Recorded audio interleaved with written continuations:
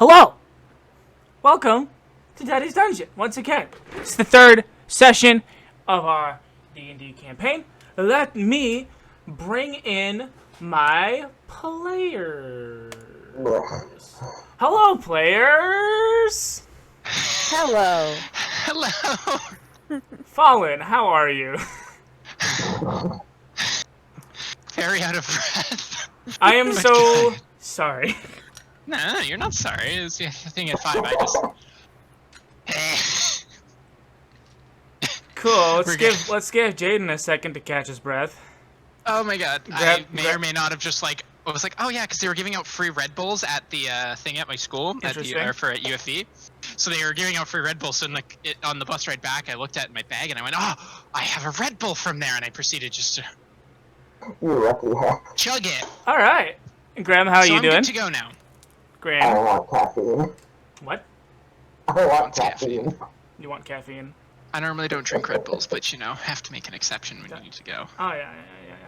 And Window Goblin, how are you doing? I'm doing good. I wish I had caffeine too, but I'm definitely more awake. Yeah, I wish I had caffeine. I wish I also had caffeine. Everyone needs a startup As you for open coffee. a can. Yes, that was Say, supposed to be how does ironic that- and funny. Are you Terrible. guys, Just rude. I'm good to go. Are you guys ready for the sentence game? Oh No. shit! Never Oh, mind. I'm not no. ready to go. Fuck that.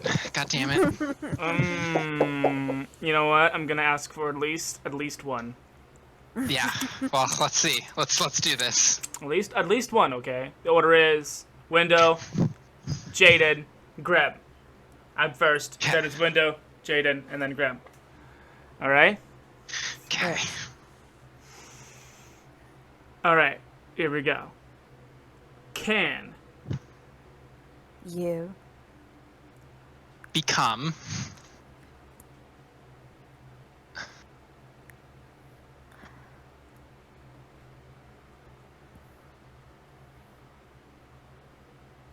Silence. It's your turn. I said A. I did not hear it. Oh my goodness. Okay. Go. It wasn't my fault this time. Go good. Go No. good. Oh crud. Discord just crashed. Hold on. I hate it when this happens. Just give it a second. And I'm back. Okay. Okay, so you are turned up all the way. All right. You said A. Yeah. So the sentence is: can you become a great? White. Leader. Oh, No. Can you become a great white leader? I guess that's our sentence. Can you become a great white leader? Oh, yeah. okay. Can the chat answer? Hey, Can chat. we become a great Hey white chat, leader? can you become a great white leader? Is it possible? And Is someone in this D&D campaign possible of becoming a great white leader? That could be taken in a lot of bad ways. So let's yeah, hope not. I am But you know what? scared. Woo! I am scared, not only for that sentence, but also the situation that I left you guys in last session. Ah, we're fine. We'll be good. We'll be Gucci. We're Last amazing. We're time. close to this. Last time on Daddy's Dungeons, Royals of Paternia, you guys made it to the Oracle. You got practically joked. You watched some Golden Girls. It was a good time, and you met a sexy character by the name of Dandy Jack. And you fought Dandy Jack and his goons. No pun intended. And you thought you were going to win, but Dandy Jack pulled off his finishing move, Catastrophe, and disappeared into the woods. And now, all you have is a cart that is hissing maniacally. I believe Skortch and Howle, you two were the closest to the caravan, and I'm just going to start counting backwards from 15. Are you guys ready? Okay. That wasn't. It's confirmation from Skortch and Howle. They're the ones that are close to the thing. Oh, right. Yeah. Right. You guys are. I You guys have 15. That was okay. Just 15 seconds to just say literally anything to get out of the way of this massive explosion. Run. Well, aren't I on my horse? I haven't started counting backwards from 15, so that's for you guys to start thinking about. Oh, okay. I just wanted confirmation so that I know that they're ready for me to start counting backwards from 15. Well, are we truly ever going to be ready for counting from an explosion? That's not for you to say! It's for them to say!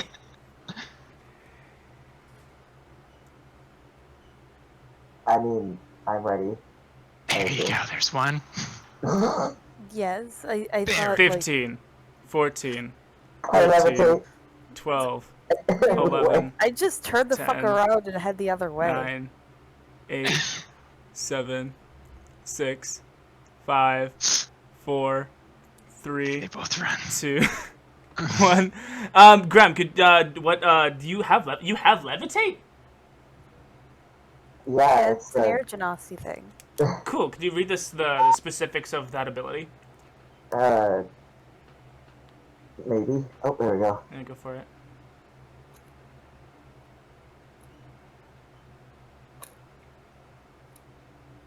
When a creature or loose object of your choice that you can see within range rises vertically up to 20 feet and remains suspended there for the duration. The spell can levitate a target that weighs up to 500 pounds. An unwilling creature... It's not an unwilling creature. The target can move only by pushing or pulling against a fixed object or surface within reach. Okay. So, I assume you're doing it on yourself and not your horse? Yeah, So you just go... Peace! I honestly didn't know that my horse was still around, so... Yeah, you rode your horse up to the cart. Yeah. Fuck. It's all good. So I imagine... So Grem's eyes, they, like, glow a little bit. He throws out some deuces and starts levitating up through the trees, and he starts grabbing at trees to pull himself up faster and faster. And gets all the way up to the maximum range of his levitation, which is great. Window, you had a really good idea. You just turned around your horse and just booked it. Blue and the Crown Prince David to see this really epic scene of an exploding cart and running straight away from it, not looking back at explosions, is Skortch on her horse, but also there's the silhouette of the horse that was left behind as it whinnies up and just casts this magnificent explosion shadow. And the trees catch on fire, the shrapnel flying everywhere, but both of you are unharmed from the massive powder keg that was underneath the cart. My poor horse. Your poor horse, indeed.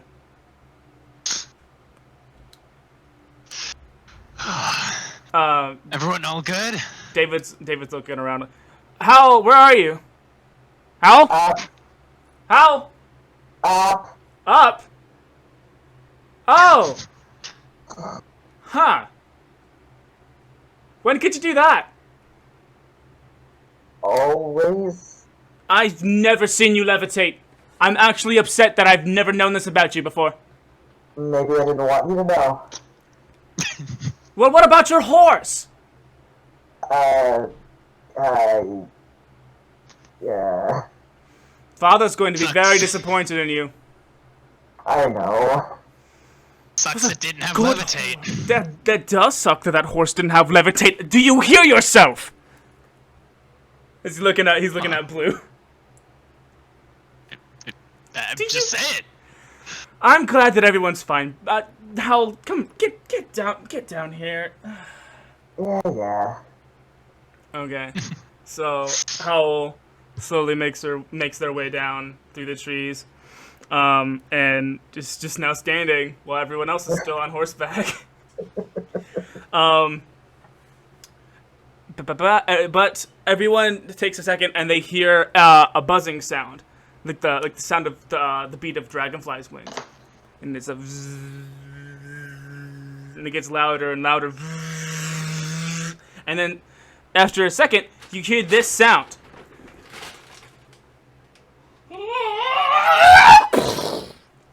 Hi! And before you is a ball of light. It's a bright pink ball of light. But inside this light is a little chibi figure. I'm just gonna say chibi. It's chibi.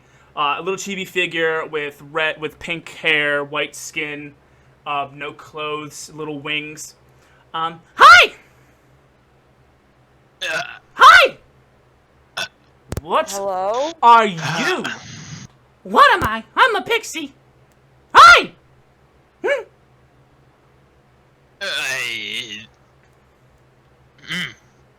Oh, this is my first time seeing you guys. He looks behind him. Whoa! Look at that! That horse is dead! Yeah, that's... I'm very confused. David pipes up and he says, very confused. You are a pixie. Yeah, I'm a pixie. Hi. How you doing? I'm confused. Anyone else want to take this? I'm having a hard time. No, you're good. We're in the same boat here. We are all in agreement that this is unusual. Yeah, we should probably just. I'm not unusual. Really. I'm a pixie. God, it keeps talking. Oh, it's talking. Still. I talk. Yeah. Should we just... It's very rude to not ask people their names. We were given the chance. I mean, we've been talking for a solid 35 seconds. 36 seconds. 37 seconds. 38 seconds. I mean, you guys are being very rude to me. Are you a resident of a local kingdom or our kingdom, Quiz? Actually, I make my home in the Celestial Library Between Realms.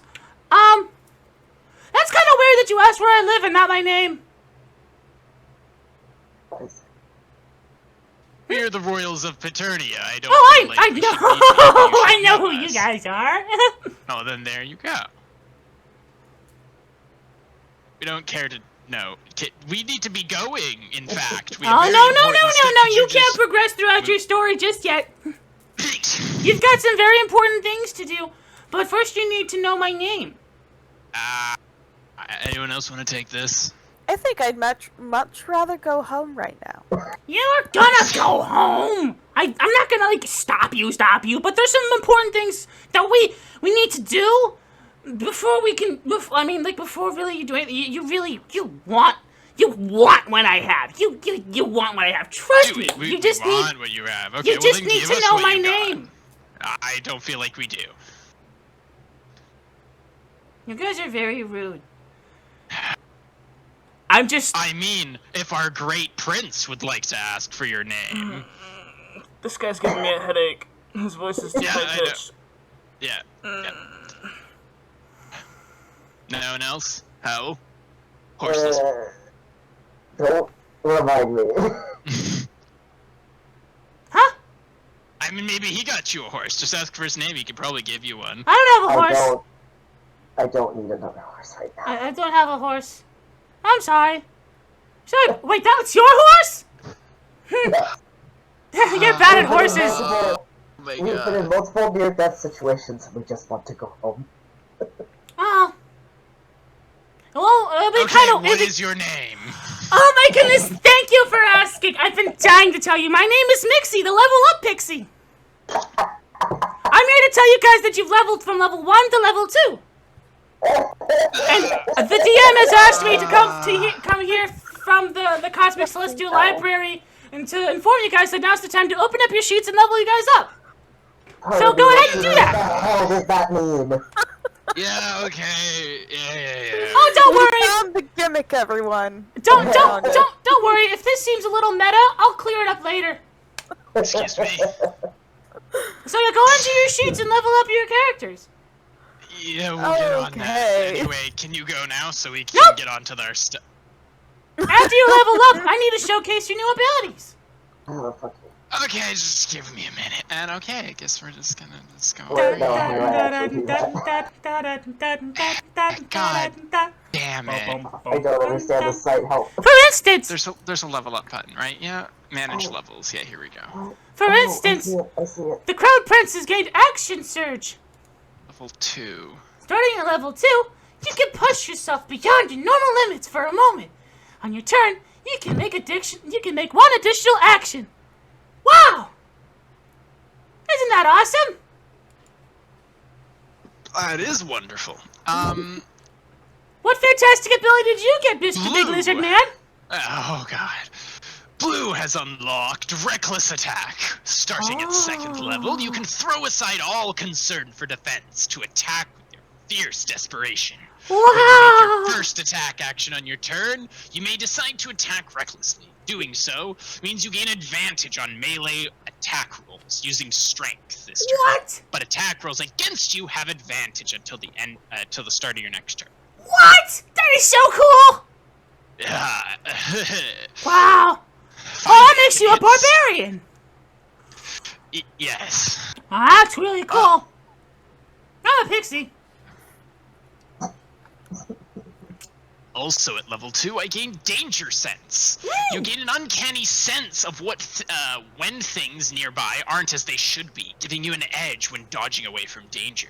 You have an advantage on dexterity saving throws against effects that you can see, That's so such as cool. traps and spells. To gain this benefit, you can't be blinded, deafened, or incapacitated. Hey, that's pretty cool. That is really nice. He pats you on the head. That's super cool. You're so strong now. Ooh.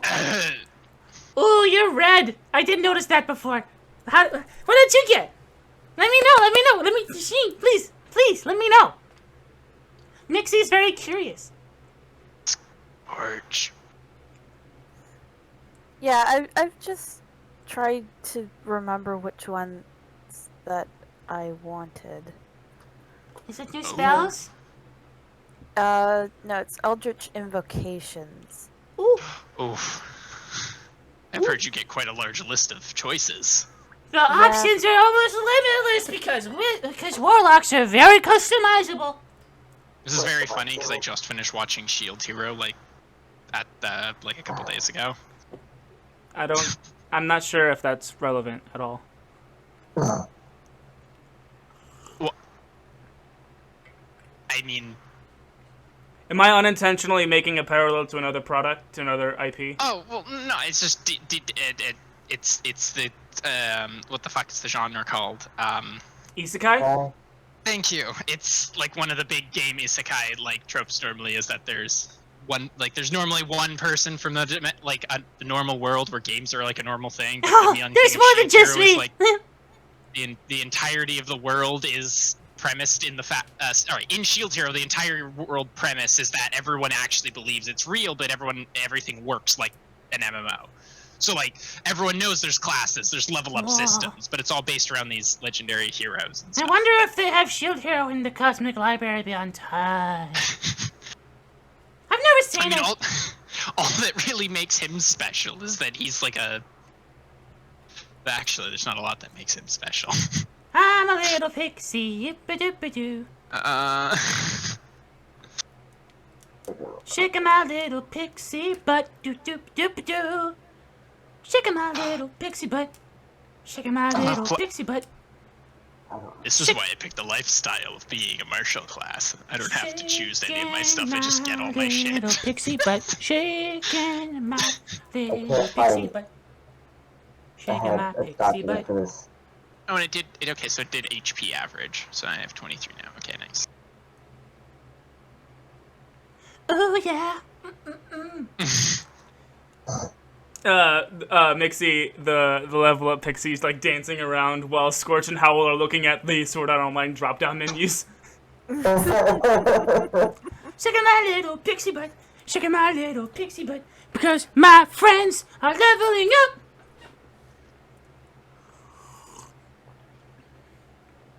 You want to hear about my friend? He's the librarian of the Cosmic Library Beyond Space and Time. Oh, sure. Yeah, so his name is Valamin Draknak. He used to be a sorcerer in a world like yours, but then he got We don't like to talk about it, but now he's a librarian in God's cosmic library beyond space and time. He's a very powerful draconic bloodline sorcerer. He used to be a black dragon draconic bloodline sorcerer, but using a wish spell, he was able to change his draconic bloodline from black dragon to celestial dragon, which makes him really good with portals, and I really like him. He's super nice. He's a bit of a dork. He wears glasses.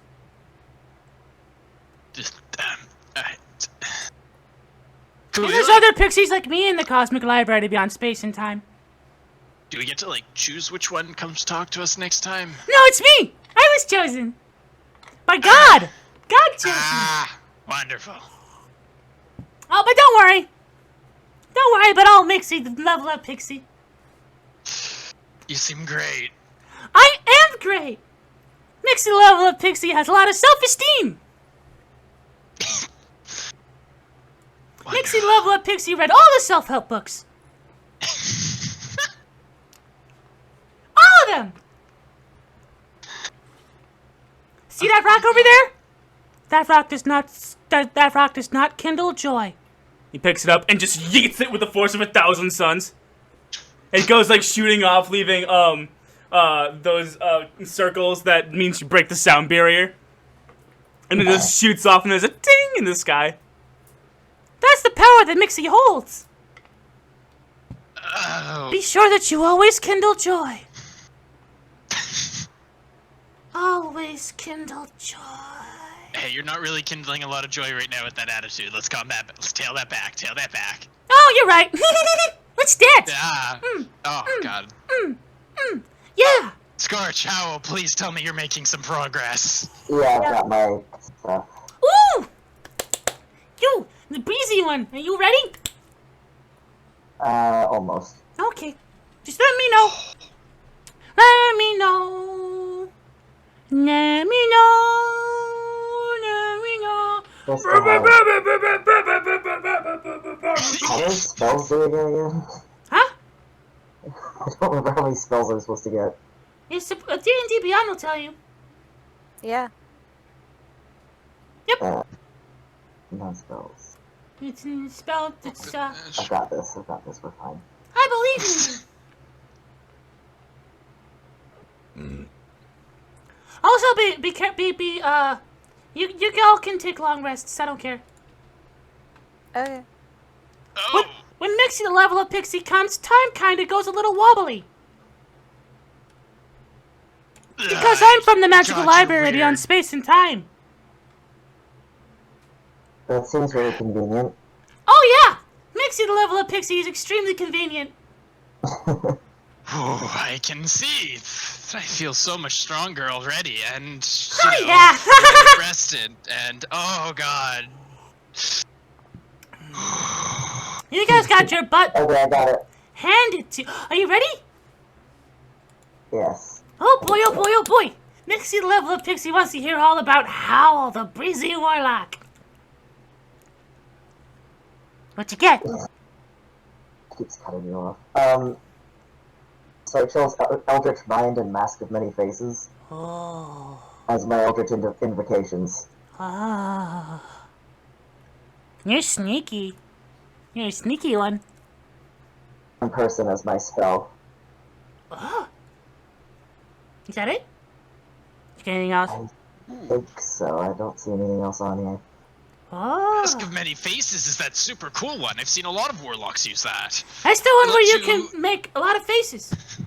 Yeah, exactly. You get to disguise your entire body as something else. Like Change your a entire face appearance. stealer. Very useful tool that not a lot of wizards even get until they're later. But I guess that's the advantages of dealing with unsavory sorts. That sounded slightly problematic. I don't think Nothing anyone's too happy with our choices here, but, you know. That's okay. Nothing that the royal family can't protect, I guess. No, we've got this. We're fine. I have the most massive migraine of my entire royal life. This Just creature. Yeah. Oh my god, it spoke again. My head. Too much for you. Yeah, I'm just gonna... Just so that I can stay as Mixie for longer, David will just always have a migraine when he's around. That's convenient. Mixie level up, Pixie's very convenient. Are you almost ready, Skortch? I'm very excited to hear what you got.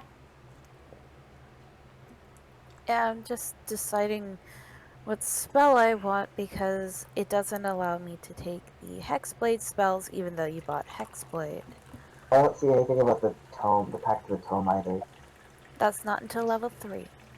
Yeah, I just couldn't find it, so I didn't know. It's fine. That's weird.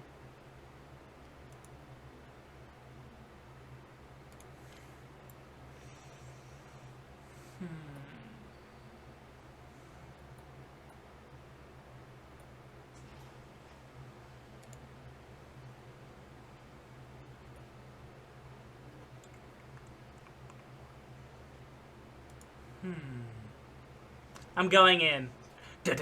I'm going into your sheet. Okay. Character. Let's see. Pact magic. Level 2. Hex Warrior.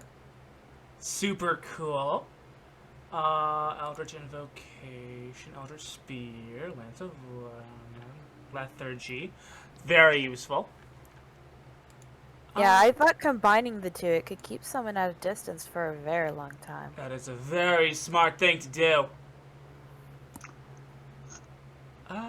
And Magic Stone, Shield, Eldritch Blast. Yeah, like, I get Hex at level 1 as a Hexblade, but I can't add it because that's not a Warlock spell. It only counts the Warlock spells.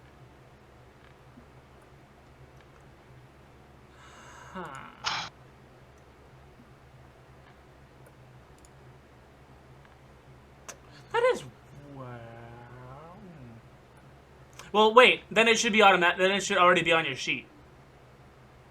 Yeah, because you wouldn't have to add it. Yeah, you wouldn't have to add it. It's already on your sheet. I had the same deal with I had the same deal with No, like you can choose it at level 1 if you're a Hexblade. What's your other option? Something else that I can't choose because it's not a Warlock spell. Let me see your spells. Oh wait, no, I can't choose Hex because it's not Player's Handbook. It's something else that you don't have. Here, so if we go here. So I can't choose it because it won't. First level spells you get as a Hexblade is Shield and Wrathful Smite. Yeah, I are... was mistaken. Yeah, both those spells should be... Well, I don't see Wrathful Smite on there. Wrathful Smite, I believe. I don't know, because I don't really normally use... No, it is Source Player's Handbook. Yeah. It's a spell. First level. It's Yeah, normally just given if you are Hexblade. I'm not seeing that smite. It's a paladin spell, but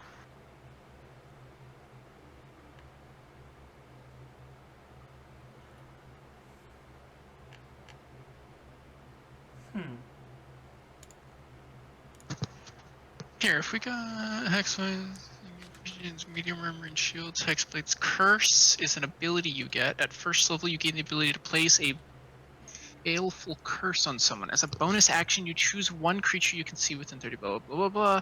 Can't use this feature again until you finish a short or long rest. Then the next ability you get in Hexblade is at 6. Your other ones are just Warlock abilities.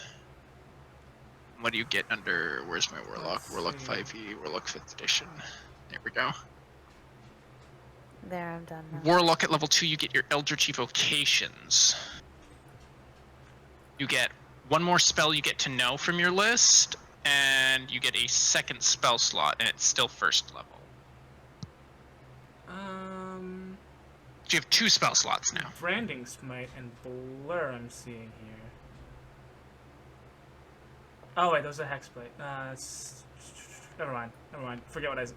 Could I, hold on, if I go over here, create an unassigned character. Are you sure you want to create a new unassigned? Yeah, can you let me, there we go. This will be easier for me to look at it.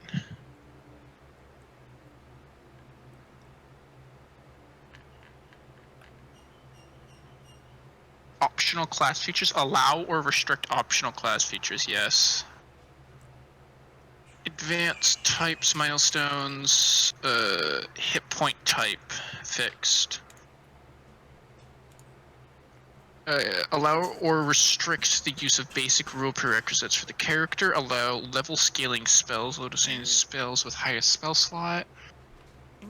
Encumbrance type, use encumbrance. Ignore coin weight.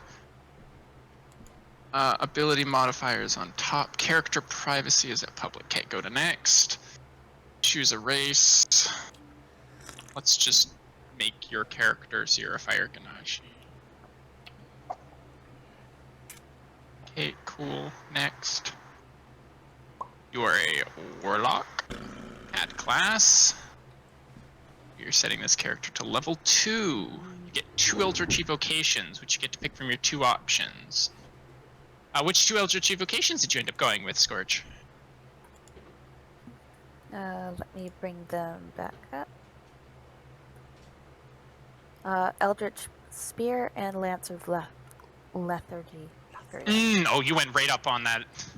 Yeah. Eldritch Blast setup. Those are really good ones. Eldritch Spear and Lance.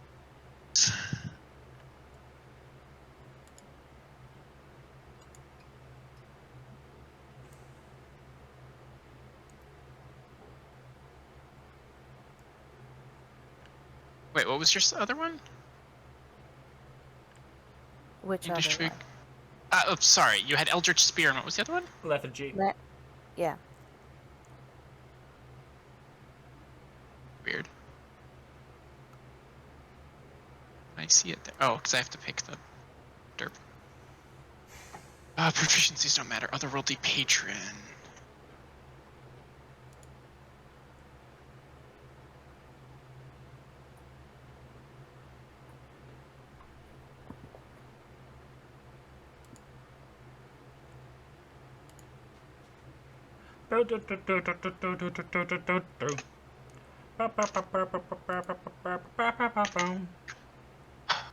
Ow. Subscription is not required to use Daily Bond. You can use all the features and unlock all the content for free. Account players can get most of the daily experience at signing up for one of 2 subscription tiers. Hero tier and a prior player list.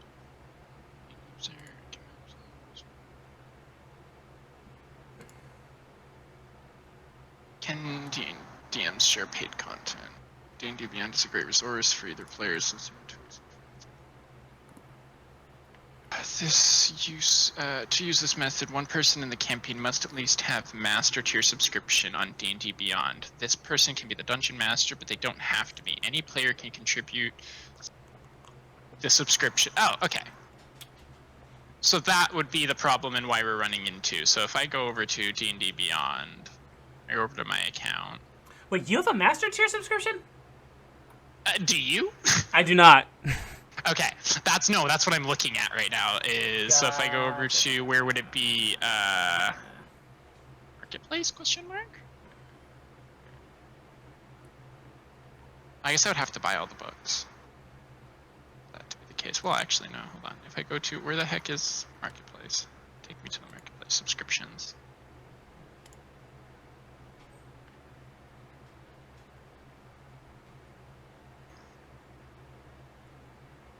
Master. Create unlimited characters, add publicly share homebrew content, early access news, create unlimited encounters, must subscribe, share the unlocked content with other...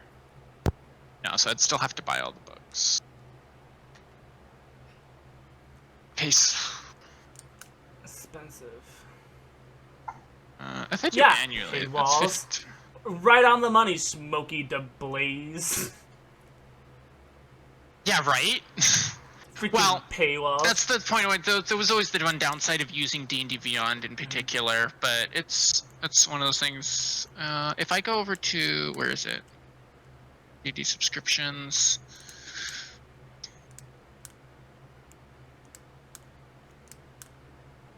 Let me select that. All transactions are done in USD dollars. Ew. Oh, so that's actually like $70. Nasty.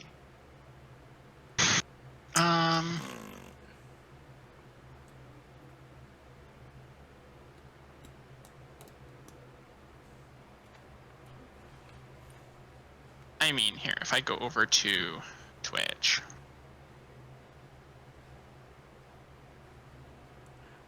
Anti-chest.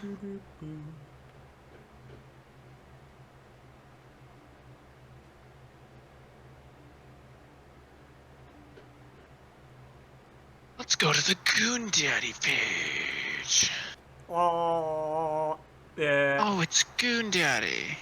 It's me. Your username. What is my username on this Twitch account? That is what it is. I'm not. Somebody like my nails. Aw. How much was it for a month? Wasn't it like 70 something? No, no, that was annually. That was for a year. Oh, I didn't hear. Month. Let me go back. Are you buying me a subscription? Just hold on a second. $6. Okay. $6 bro.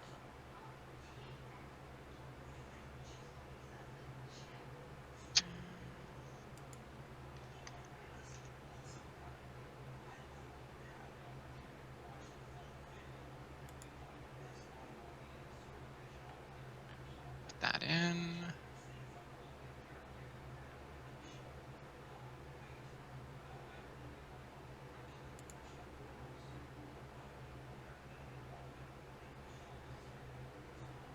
Actually, let's just do. Fuck it, let's just do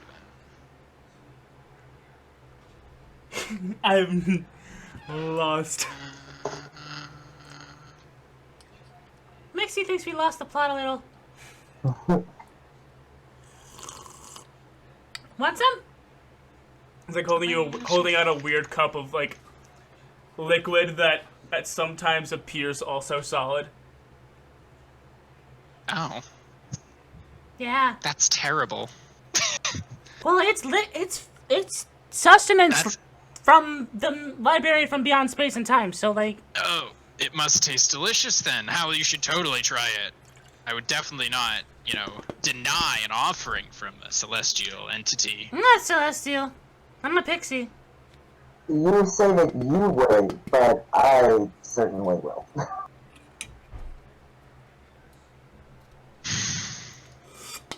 Nom nom nom nom nom. Yummy. It tastes like an approximation of what you call raspberry. Don't do it. But like better. Oh, because it's from the celestial realm, am I right? No, it's because it's from the cosmic library beyond space and time. Oh. It's like, exactly where is the library beyond space and time? well, it's in. I mean, you're from, so you should obviously know, right? It's Okay. it's cosmic. Okay, yes. And it's in a location that is beyond space and time.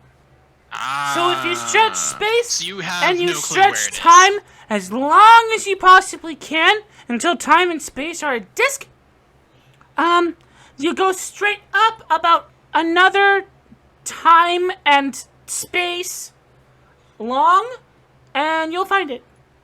From there, you can see all of the realities of all the other gods. But I can just boop back and forth. What I can do as a level up pixie. Yep. I don't get paid, but like I also have no needs. Like I don't need anything, so therefore I don't like need money. Like I don't technically need to drink this delicious sustenance solution. But I enjoy it.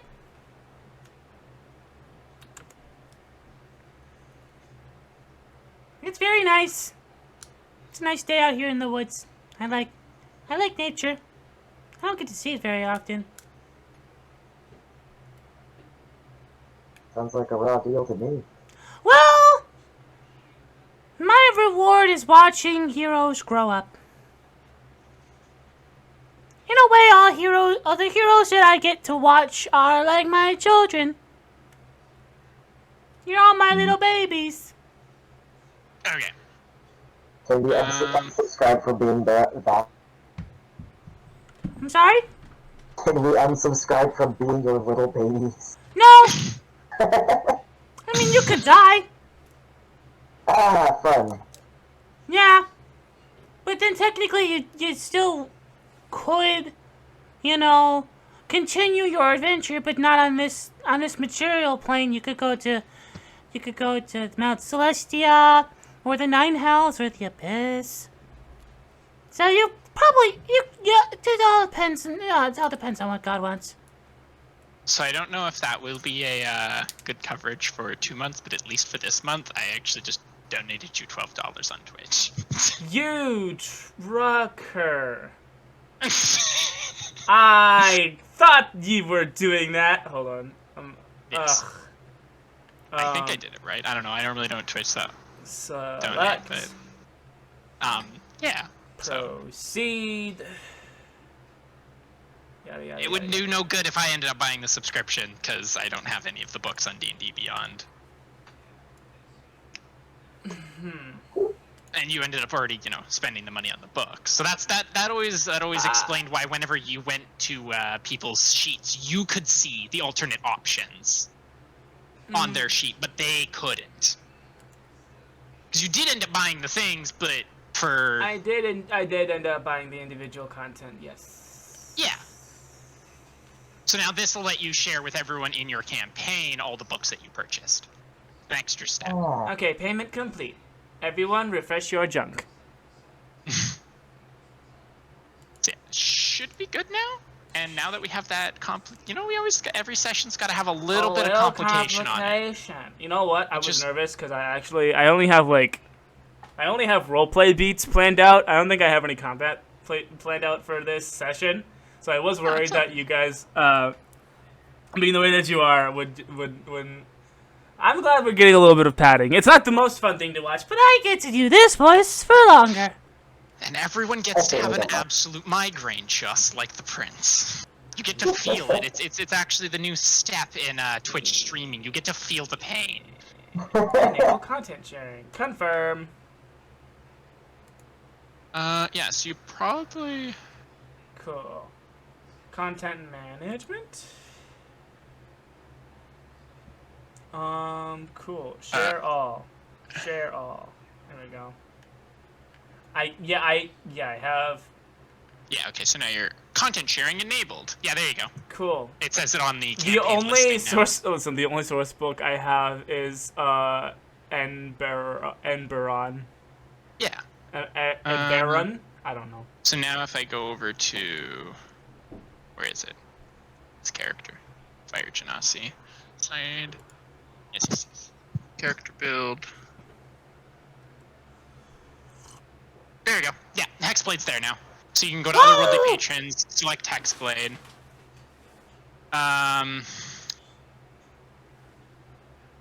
So you have your pact magic, all that is. You have your expanded spell list. I mean, while I'm here, I might as well read it. You have shield and wrathful smite. Yeah, so you should now have access, Skortch and Howle, to all of your stuff. extras.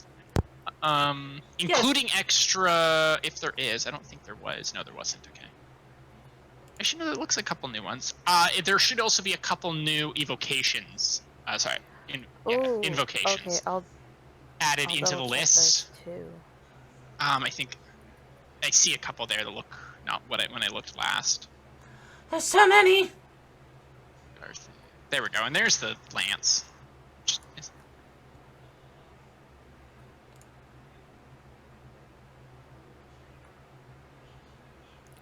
Nah, I'm gonna keep what I got. Yeah. Hi. So now you should have all your stuff nice and sorted. Yep. Cool. Perfect. You have A charmed nice- person. And shield. Shield.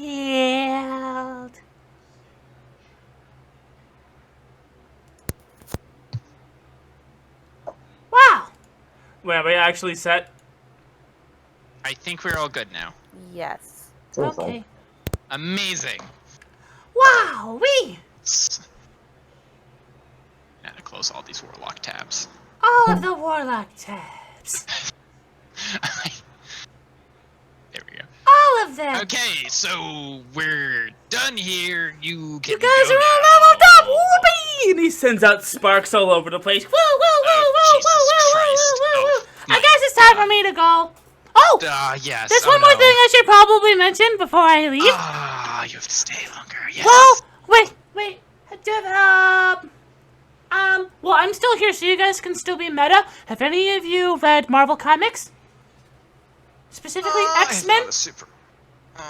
Specifically the X-Men, X-Men comics? Of them. I have not read, but I have a good amount of knowledge Well, about those there's things. an obscure character that I have something in common with. Oh, really? There's an obscure character called Forget-Me-Not, and he disappears. Oh, God. So Forget-Me-Not is an obscure a mutant from the X-Men comics, where his mutant power is when you don't when as soon as you lose like eye contact with him, you forget he exists. So, object permanence, but like, fails. It's like ultimate object permanence. So now Anyone that here watch Mixie, Doctor Who? now that The Mixie, silence from that. now that Nixie, the level up pixie, has poofed back into the cosmic library beyond space and time, you no longer remember that he exists, and you have no recollection of how you guys now feel rejuvenated after a timey-wimey long rest, as I'm going to call it. Okay, where were we? Oh, that explosion. Oh, my God. Did Yeah. that explosion make me feel better? What?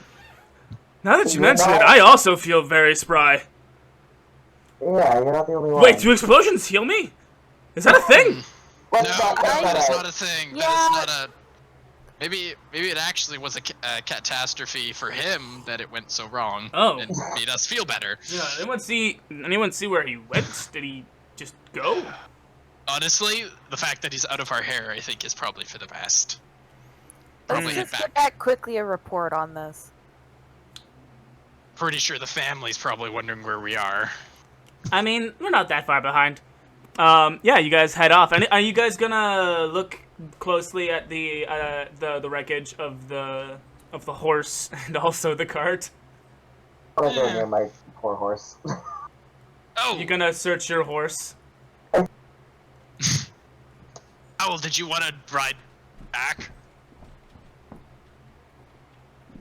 I mean, I don't want to slow you guys down.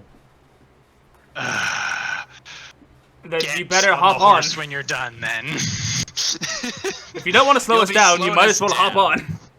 on. Yep, that's what I meant. Gotcha. So no one's looking at the wreckage. Fuck it. Nope, let's be oblivious. We need to get back, and we'll report this, and then we'll investigate when we're back. We need to send a team out here. We're royal family members. Everyone We make are not perception so checks. lovely. God fucking damn it! I Please, just for was love of leaning goodness, over. Please make perception checks. You know what? David's also missing No. one. No, we never. This party is not known to be the most perceptive Oh. type. Where's Well, mine? I have a very Mine nice was thing from that amazing. horse. Okay. Oh, I rolled a 5. Wonderful, Davis. David. High quality. Just David, I don't know why. Skortch, with your 21, as you pass the smoldering wreckage, you think to yourself, "That's a lot of green for a burning husk of a smoldering cart." You take a glance over. That's a lot of green stone. Why did he have so much green stone in his carriage? That's It's weird. weird. I want to take a sample. You want to take a closer look, or like a sample or something like that? Yeah, I want a sample. Okay, make an investigation roll. Oh. Just to look for a chunk that's easy to Oh. carry with you. Well, that's a nat one. A natural 1. Yep. Oof. Okay, you find just an indiscriminate. You find like it's smooth, a chunk that's smooth on one side, rigid on the other. It's green. It's shiny. It's like a light lime greenish color. It's a pretty stone. There's a lot of it. And it's really pretty. And you gonna point out the weird green stone to your siblings or no? Yeah. Hey guys, I found this thing. Yeah, Arcana? we should probably not touch it. Arcana could work for if you want to know what it is. What is wrong with my dice today? They be moody. My digital dice. Make it the weekend already. Dice. Oh god. Oh god. Dice. Digital dice. Rolling for the numbers. It's a 6. That's a 6. You catch. With a 6, you catch the faintest whiff of transmutation magic. Hey, you wanna take a closer look at that, sis? Oh, okay. I'll do Like my a own. more in-depth study. Nope. Like move some of the rugged, roughage around, I guess. Refuse and the rubble. Come on, guys. Do you really think this is befitting? We should probably get back and just send some soldiers out here to come take a look at this. He probably just stole something really big and green. Smells like magic, I don't know. What? Magic? Well, yeah, it's probably your sister. Well, not her, the stone. Okay, fine. What do you smell like? What kind of magic is it? What does it smell? Does it smell like berries? What's going on here? Does it smell like berries or cream? We're doing this properly. So I guess we'll wait a little bit longer. Okay, fine. What kind of magic was it? I'm sorry, good. I legit just forgot what you told me. Transmutation. Yeah, it was transmutation. That's the one. Okay. Cool, so now we know what type of magic it is. Skortch, do you have any experience in transmutation magic? Nope. Howle, do you have any experience in transmutation magic? Not. No. I mean, you both have basic knowledge of transmutation magic. You do attend the Mage Academy. Yeah, it's not like a special. You don't specialize in You don't it. specialize. No. Yeah, that's the word. Oh my god, I'm just struggling Okay. today. Oh, you're good. You've been doing great. Okay. So, David's gonna now we get know off what his kind of horse and he's magic gonna it make an is. investigation check. David, the great detective. Investigation. With a crit! Ah! Oh, nice. David Too looks nice. down. He moves some of the rocks away, and he finds another piece of this green lime-looking stone that looks like a finger. This finger has a ring on it. This ring, Yes. it's Arya's ring. Okay. Maybe He she looks. lost it He in moves this some more. case. He moves some more stones around. And within the rubble, this soon revealed a very lifelike bust of Arya in this green stone. Okay. See, Guys, David, this is why let's go back to the castle now and get the guard over here. As I go over to Cole. this is weird, right? This is not normal. Yes, David. Yes. We need to head back to the castle, though, as I proceed to grab David and... Fine. yank All right. him back. We're going back to the castle. We'll get guards out here. Fine. They'll solve it. Okay. Yes. We have more important stuff, like responding about, your fate being discovered. Right. Yes. Absolutely. Yeah. Of course. Good. Okay. We're Yeah. back. David. Skortch. Howle. Howle. Yes, you. That one. Both of you. Howle. Horses. Skortch. I'm a still Skorch on my your horse. horse. I can't get these Horses. names right. Horses. Yeah. And then he starts running away. No, David is visibly shaken. His hands are trembling on the reins, and this is very disturbing sight to him. But You guys speed through the forest with ease and with much haste, and with not very much time at all. 30 minutes. 30 minutes. You're back at the gates of Paternia. Guards! That way, about a half a mile ride, half an hour. There's a mysterious pile of green stones that they bear someone please There's a wreckage up about half a mile up the road. About a half hour up the trail. There's some weird green stones inside of it, and we found. They look like Arya. They look like the inside princess. Please go fetch them, please. Yes. And the guards go. Yeah, yes, Your Majesty. And they start jogging. They don't even go get horses. They just start jogging. Men, you're gonna want horses. Oh yes. Oh yes, yeah, horses, yes, horses, horses, and they go back into they go to the stable, mount up on horses, and just. No, we don't need to develop our soldiers' schooling. It's good enough for soldiers, they said. No, investing in that would be too expensive. Blue just mumbles on as we head into the castle. Yeah, you guys walk through the city. And there's still a lot of festivities going on throughout the city, and you go to the town square. There's a play going on, depicting the great heroes of old. One great hero being Prince David's great-great-grandfather, Patrick. And it is depicting him squaring off against a great, ugly, gigantic, tentacled beast. And it's all very nice and fun. Everyone having a great time. Party streamers, balloons, mead, cider, candied apples, turkey on a stick. I don't know. Turkey on a stick. You know what? No, it's called drumsticks. Those are called drumsticks, right? Turkey on a stick, drumsticks. Yeah. Yeah. So they make it to the castle. Fanfare blows as the royal brats. They get royal brats. They ride into the castle. And there waiting for you is King Tiberius the Wolfman. Hey, dog dad. And he looks over at you, Blue. He's just staring at you like your dog does when you come home.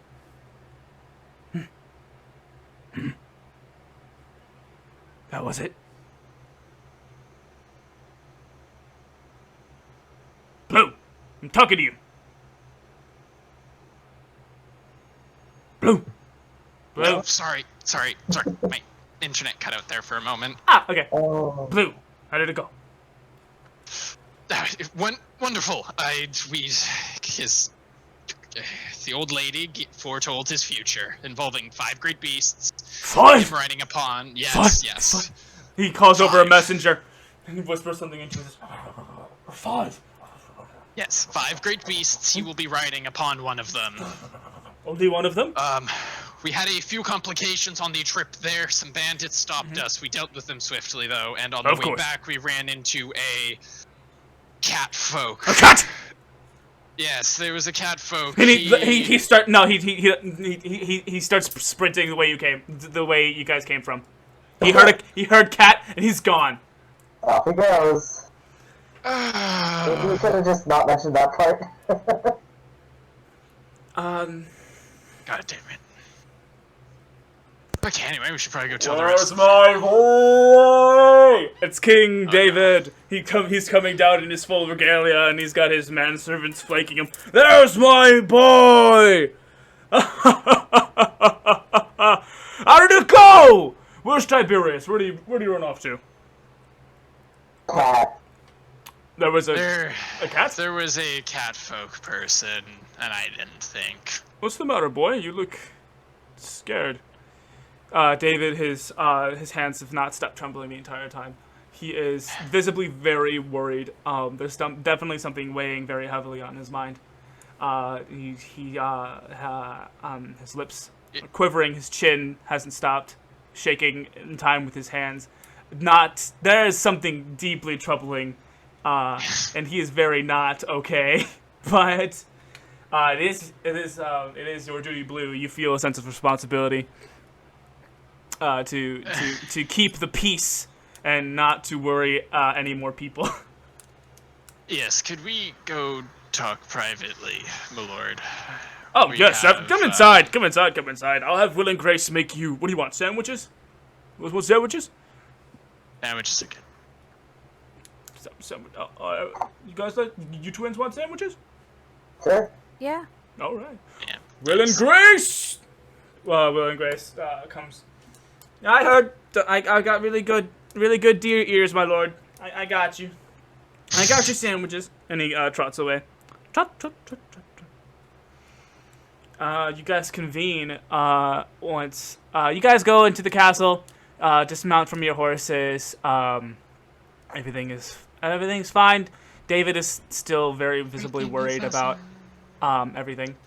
David's father, David, is starting to actually notice that his son's not okay, as he escorts you guys all into the common, the royal commons, not the common commons. You know what I mean?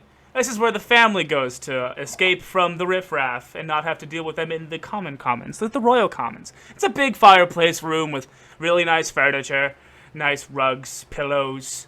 Fred Sanford's son has poured out some tea, and it's the very inviting room that you guys have grown up in, with various busts all over, various carven busts of past heroes, antlers of great beasts, heads of great beasts adorning the wall. It's Gaston up in there, but with more class. Gaston with class. My boy, you do not seem well. Yes, well, father, there was, well, I suppose I should start with, the fortune I was given by great grandmother. Oh, of course! I'm so excited to hear this. My boy. Just, I want to let you know there's not a single thing that you can say right now that would make me stop loving you. Okay? That's very weird to say in a moment like this, Dad. Anyway, so according to the prophecy, I will. There will come five. What, son? And he's like his hands are clasped and he's like at the edge of his chair and he's like, 5 what, son? Five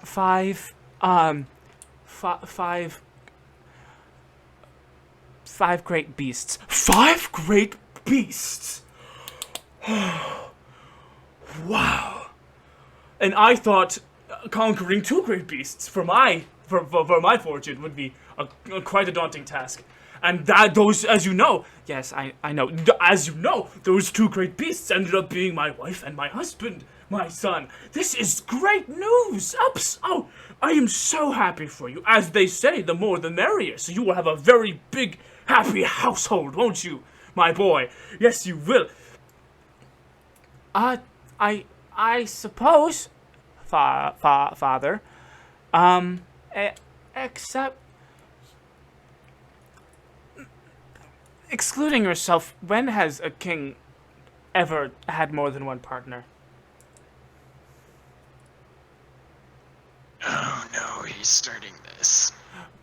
Well, I can't say that there has ever been a king as lucky as me to have both a male and female partner. Don't you think it's weird, Dad? Don't you think that's just a little weird? Well, I hardly think that you're in any position to judge. You're going to have 5. I don't want 5, Dad. I saw something in the woods. I saw a pile of jade, Dad. Jade? Yeah, I saw a pile of jade, and he pulls out the finger. This is Arya's ring. He looks down at it and...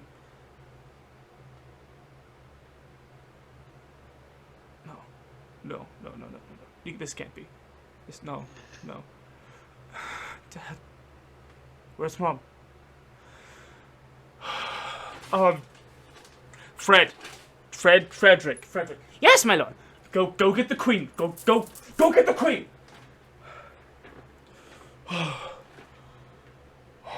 And he's grasping the finger, the jade finger in his hands, rubbing very tenderly the ring on the finger. So, where did you find this? This? So about half an hour's ride from the gate, the gate closest to the oracle. I know the gate, son. Yeah, so about a half.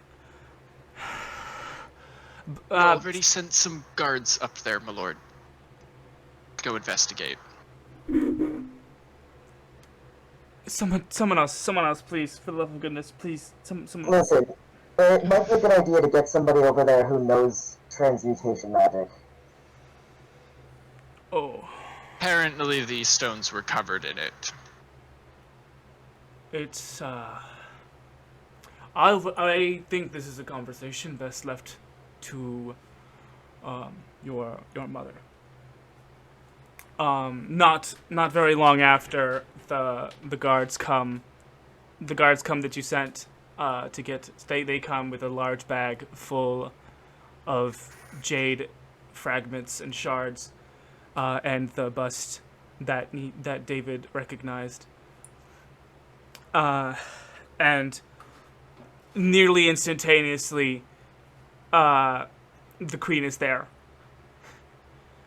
and she just apparated out of nowhere. And she's 1 minute she was there, 1 minute she's not there. She's very powerful like that, and she's just there. But as soon as she exists in the space that you all are in, her eyes are locked on this pile of rock. Oh no. Oh no. The queen's eyes start to water. This is the first time you've ever seen the queen cry. Oh, no. David? Yes, my love. David, this isn't. And King David hands the queen the finger. And the queen breaks down crying. She starts to bawl.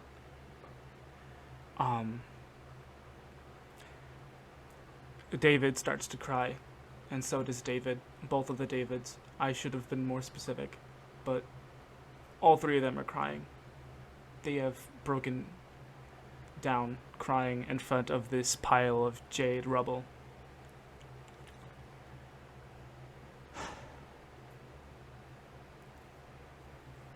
Well,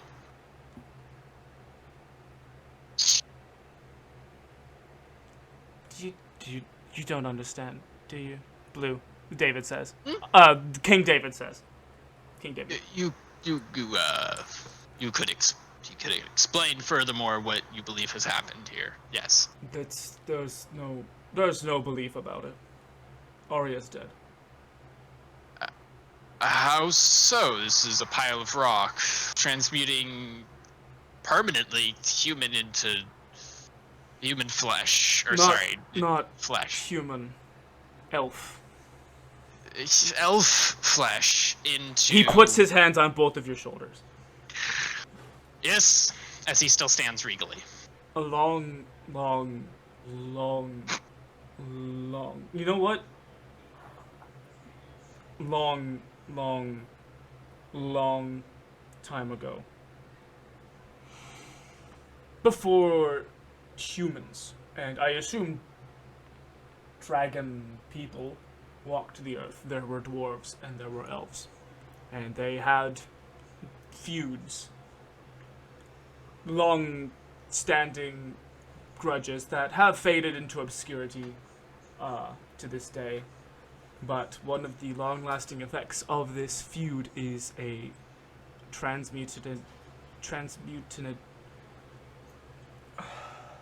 a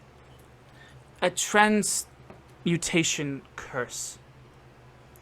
What you need to understand is, since time immemorial, there has been a curse on all elven blood. When an elf is born, they are given two names.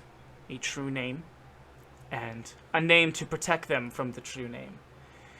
In ancient times, an elf would just go by their true name, and they were always named after precious stones. Arya's true name was Jade. And she looks down at the pile of rubble. Usually, the meaning behind the precious stone foretells something to do with their lives. And I do believe that Jade was a very accurate descriptor of my daughter, Arya. All elven blood has the same affliction. And I have a true name. David, my son, has a true name. And Skortch, Howle being the children of my sister, you two also have true names. And it is very important that those true names be kept secret, known only to very, very few. Usually elders of elven clans. The last person that I knew, that knew any of our true names, was my mother. Not great-grandmother Florian, but her daughter.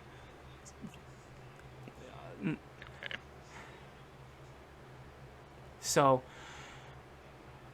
my daughter is dead. And she starts to cry again, and she gets down on her knees, and she's clutching the ring.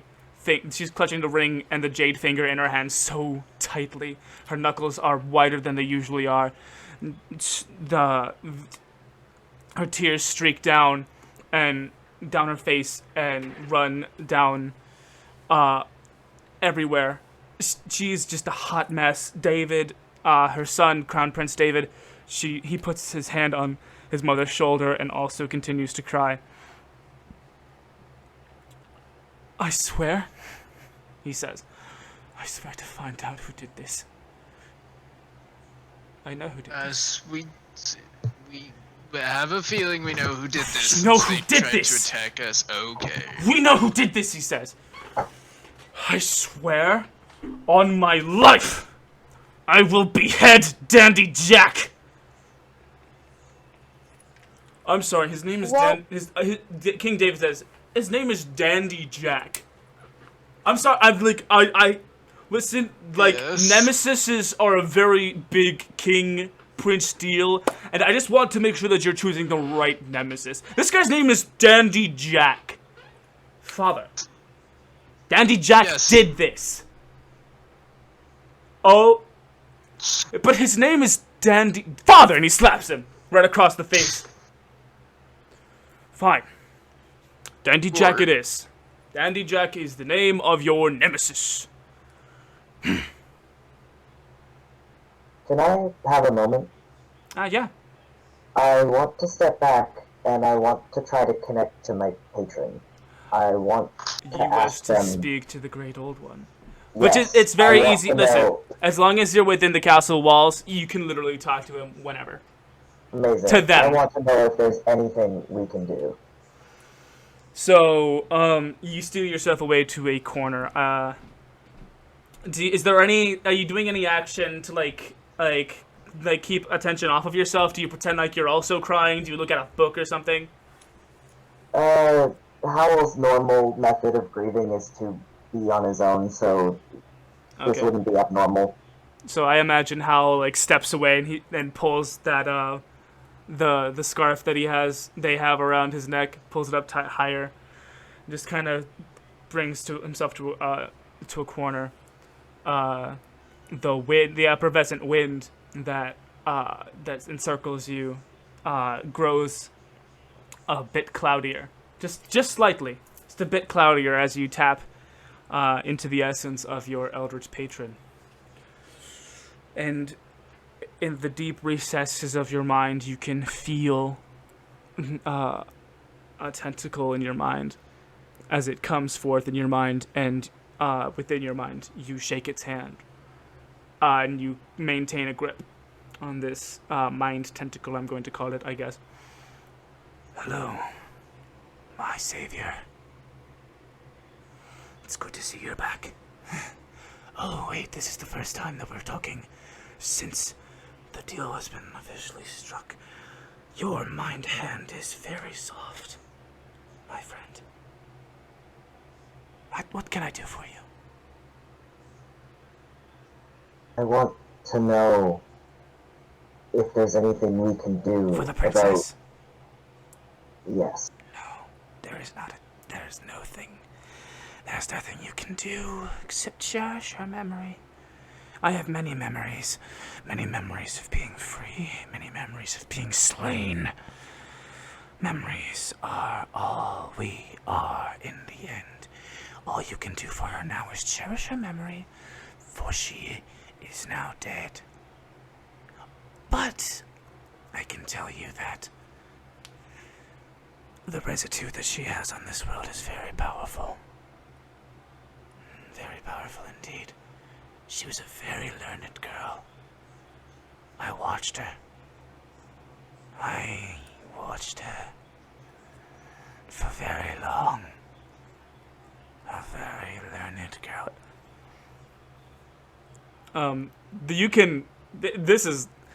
It's not very subtle that there was almost an infatuation that the Great Old One had for the princess.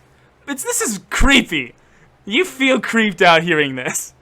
Yeah, I definitely kind of cringe away mentally, just like. You slowly pull your mind hand away from the tentacle. Yeah. Until we talk again, my savior. And the tentacle breaks from the handshake and slinks back into the recesses of your mind. And Howle is now going into full grieving mode, knowing there's nothing else. There you are, the whole royal family. Plus Fred Sanford's son, he's just in the background, just waiting to be needed, like a good butler. But the whole family is there, the mother on her knees, clutching the ring finger of the crown princess. A very fired up and angry crown prince swearing vengeance up and down to a ridiculously named villain, Dandy Jack. The king still arguing about maybe calling him something else, like, I don't know, Cat Noir or something like that. But then David goes, "No, father, he wasn't black, he was a Talco Tabaxi." Blue, what are you doing? After David put his arms on me and had that conversation, he's going to leave the room and head to the library. Oh, where are you going? He's going to go study Elven history. Okay. You pass the librarian's desk. Her name is Martha Ashe. Morning, Martha. Hello, Blue. What brings you to the library? Looking for Elven history. I want the old books, not the new books. But the new books are so much better. I want the old but books, please. But they're organized by Paternian alphabet, not that crazy old Elvish alphabet that changes every 20 years. Are you sure? Did I need to say it a third time? Okay, back past beast. Let's see. There'd be in between. Demonology, and frankincense and you, I believe. Okay. All right. Thank you. And I head over. And I, yes. Yeah. So yeah. We'll cut back. We'll cut back to you actually. Yeah, so after that, there's like a slow, almost in like the style of a horror movie shot of Blue walking farther and farther and farther back into the library. Skortch, how you're in the study, you're in the royal common area. How are you doing? I want to subtly slip away and head to my room and draw up plans to skin a cat. To skin a cat. All right. Okay. Yeah. As you walk through the hallways, you see Carol Brunette carrying another stack of linens. Oh, you're back. How did everything go? How did everything? Yes. Hello. Your Highness. Oh, okay. Not right now. Okay, and she continues walking, then trips on a crack, and and all the linens fly into the air. Oh no, not again! Oh, then she scurries. And there's another long, dramatic take where Skortch is stomping into her room. And there's a montage of her pulling out a long scroll of paper and a quill and ink. There's a shot where she lays it down on the table with a giant thud. How to skin a cat? Blue, make a history check. Okay.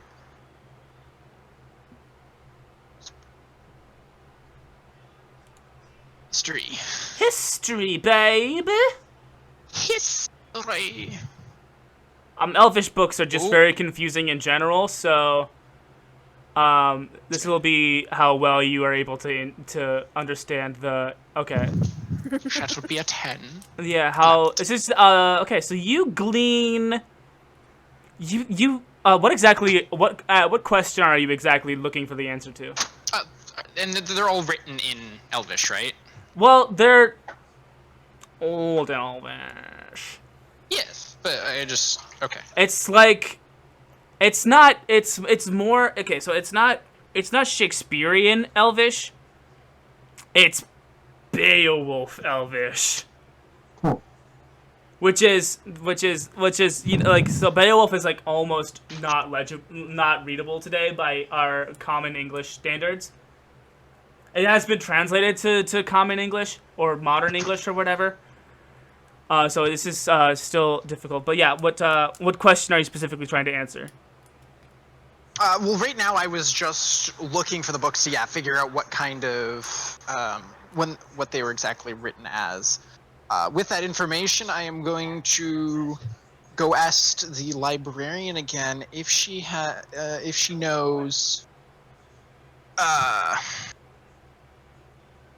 who would be the oldest elf in our council. So you went to go find a book to see what it was written in? Yes. To go ask the librarian who the oldest elf in the council is? Well, so, I mean, you literally were just there with the oldest elf, on the council. There was a person there? Well, no. You went to go see the Oracle, correct? Oh, I didn't realize she was an elf. Oh, yes, Oracle Fluoride. She is one of the most powerful, oldest elves that in existence. She's a legend. Not familiar on magics or history, so beg my pardon for not knowing, but yeah, you're sure she's the oldest, and absolutely she would be okay. She's that she's the royal family's great grandmother. The grandmother of the queen, great grandmother of your siblings. Understood. Yeah. Well, thank you very much. I'm glad to be of help. And I leave, and I'm going to proceed to. You take the book. Go back. I'm gonna walk by the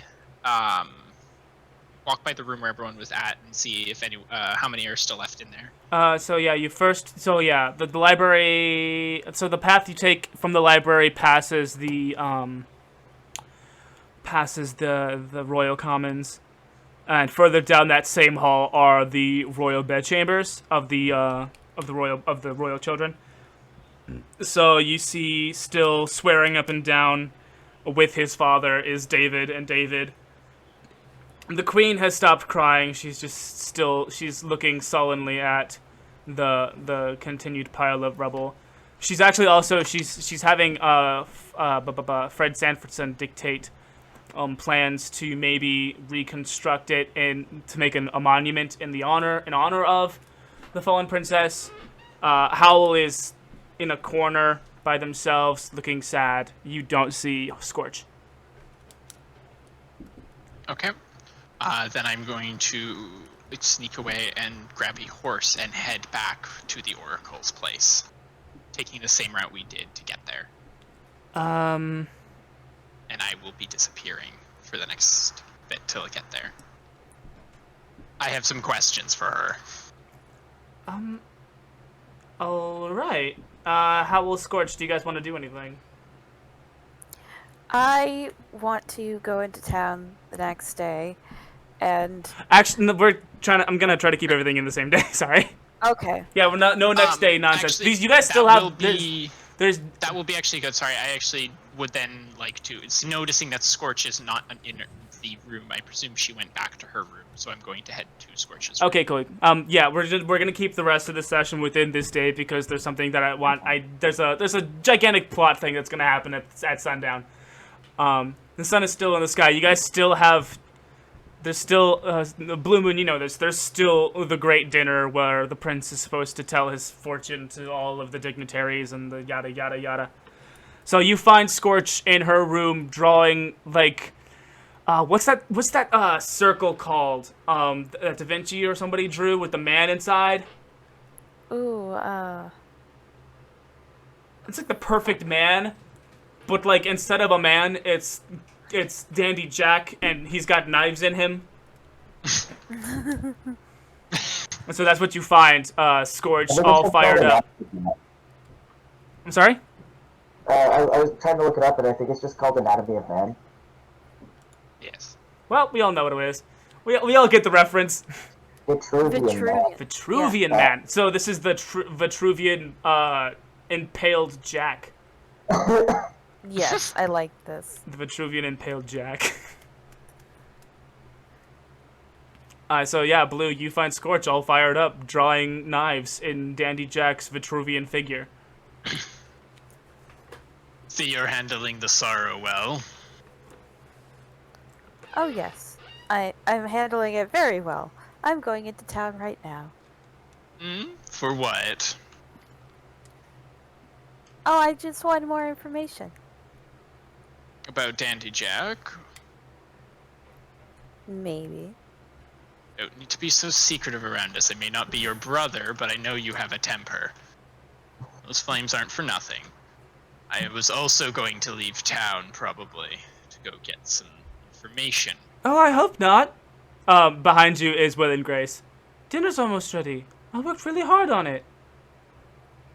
We'll be for dinner. We'll be there at dinner. Now, can you stop snooping, please? I just overheard. Big ears, dear ears. I'm sorry. I was just gonna I'll leave. Bye. Thank you. No, you're fine. It's just we don't want you to get hurt because you got involved with some bad people. Oh, are there bad people in the castle? No, the Not castle is safe and of. everyone is inside the castle is safe. This is the most protective kingdom around, as you should know. You guys are being very cryptic, Skorch? and I'm not a huge fan of that, so I'm just gonna leave. Wonderful. And That's try not for to the think best. about this conversation. Will and Grace trots towards the Royal Commons. Now, you wanted to head to village to gain information. I was going to plan tomorrow to probably head out of town and go see the Oracle again. Since she's one of the oldest elves around here, she might have some information that others might not know about. Well, The we process already that know is the happening. path to her house is compromised. Do you really want to be heading back that way right now? You should be fine. We've dealt with the other ones there before, and really they don't seem that competent. They didn't send very much at us, and especially they won't be expecting us to head back out that way. We've already done the Oracle Day. They're going to do David's ceremony tonight. They'll have no reason to suspect, especially if we don't give any notice of our leave. Well, since we're going to be checking shady back alley shops, we'll probably overhear something anyway. Exactly. Plus, we might not know who exactly in the keep or outside is trustworthy, since those paths we ended up taking, they just so happened to be that Dandy Jack knew exactly which group we were part of. Which is not boding well for how trustworthy the council can really be. Now, I noticed Howle was still grieving. Would you think he would be up to joining us? I think we should just let him do his thing. He'll notice if we're leaving anyway. Good. I just wanted to make sure before I just left. Good. Then we should be able to be all well and nice. We'll go for dinner and we'll set out tomorrow. Sounds like a plan? Fine. I can wait till tomorrow. You can. We have a wonderful dinner coming up. And we can't miss it. We're all going to be grieving at the dinner, but we all have to put our pretty royal faces on for all the people in this kingdom. And might I say, your faces are very pretty. It's Will and Grace again. Okay, now it's considered snooping. I'm sorry. You guys seemed really sad. Yes, of course we're sad. We're sad that we will no longer have our wonderful Prince David by us because he is going to go on his magical, wonderful, future-told adventure very soon. I mean, he can't do it alone. I mean, no disrespect to the Crown Prince, but... Exactly what? What? But... Okay. And he doesn't say anything else. He's just trying to imply it with a very stern, very, very forced, like, leaning forward and raised eyebrows. But... that's just all I wanted. I'll go. I have some finishing touches to do. And he trots away to the kitchen. Anyway, Skortch, will I be seeing you at dinner? Yes, you will be seeing me at dinner. I will see you there then. As Blue leaves and is gonna go check on Howle and the rest of the family again now. Okay, Skortch, full disclosure, are you going to dinner? For my parents' sake, I'm going to dinner. That doesn't mean I won't sneak out after. Okay. Okay. We'll be passing Howle because he's going to his room now. Yeah, you can bump into Blue as Blue's leaving. I mean, obviously you saw him just leaning on the door frame for a couple of minutes as you approached. You caught the tail end of that conversation, Howle. Owl! Just the person I wanted to run into. You weren't plotting anything without me, are you? Of course not. Just checking in with your sister to make sure she's well. Bad news is bad news, right? Now, how are you handling this? You seemed a little under the weather. I just needed a moment. Okay, good.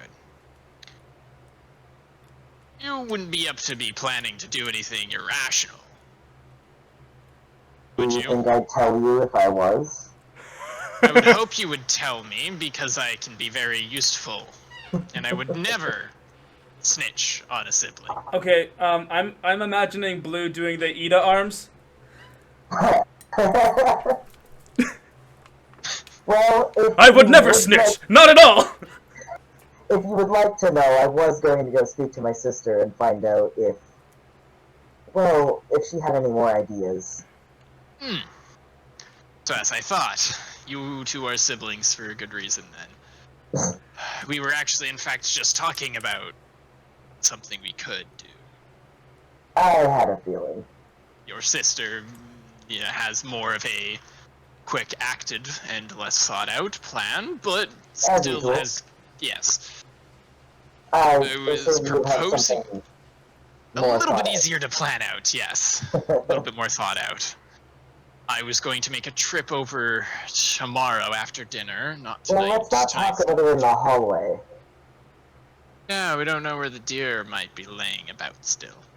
As I say, as I quickly glance around the halls to see, like... You see way down the hall towards the library, you see Carol Brunette with her stack of linens.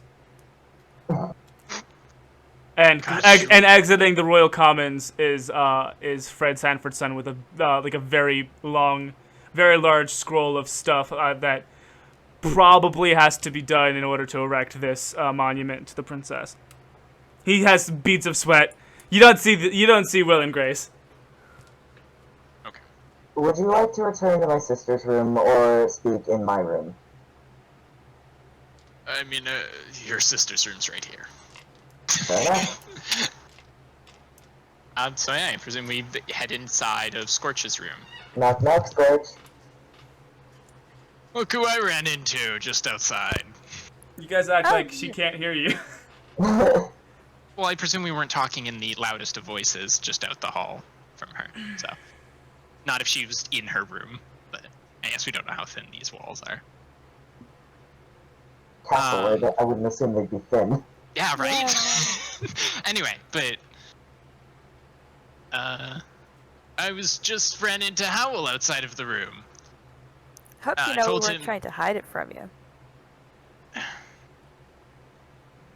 course we're not trying to hide it from him. You both seem to have a desire to do something about the fact that this catfolk man possibly killed. I said, by the way, I presume we are in the room and the door is closed now. Yes. Now all three of us are in here, just to make that Dang clear. it, I was gonna do something, but you guys just safeguarded against clear, it. We're not gonna be silly about this. The doors are closed, and we aren't talking loudly. We're... Anyway, had a plan to do something, and she seems a little Skortch. Exactly what did you end up wanting to do when you snuck out tonight? / tomorrow, you know, because you would never not tell me you were leaving.